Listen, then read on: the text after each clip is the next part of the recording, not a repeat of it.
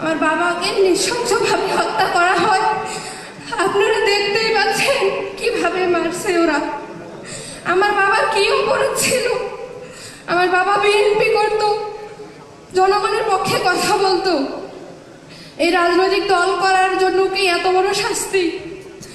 তখন আমার বয়স ছিল 6 বছর। আমি আমার বাবার সাথে কোনো স্কুল যেতে পারলাম না। কেন পারলাম না? আমার কি অপরাধ ছিল? আমার বাবার ভালোবাসা ছাড়া কেন আমাকে বড় হতে হলো? যে বয়সে আমার বাবার সঙ্গে স্কুল যাওয়ার কথা, সে বয়সে আমি বেঁচে থাকার সংগ্রাম লড়াই করেছি। আমার মা অনেক সংগ্রাম লড়াই করে এই পর্যন্ত টিকে আছে। আমি এই হত্যাকাণ্ডের বিচার চাই।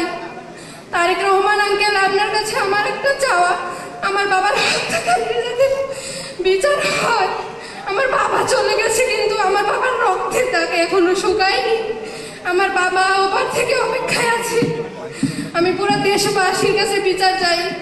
তারেক রহমান আঙ্কেল, আপনিও একজন ভিকটিম ফ্যামিলি। আপনার বাবাকেও আপনার কাছ থেকে কেড়ে নেওয়া হয়েছে।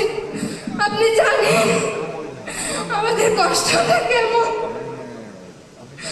আসাদুজ্জামান নূর মাস্টার মাইন্ডের ফাঁসি চাই, ফাঁসি চাই। আমার বাবার হত্যাকাণ্ডের যাতে বিচার হয়। পুরা দেশবাসীর কাছে আমার দাবি।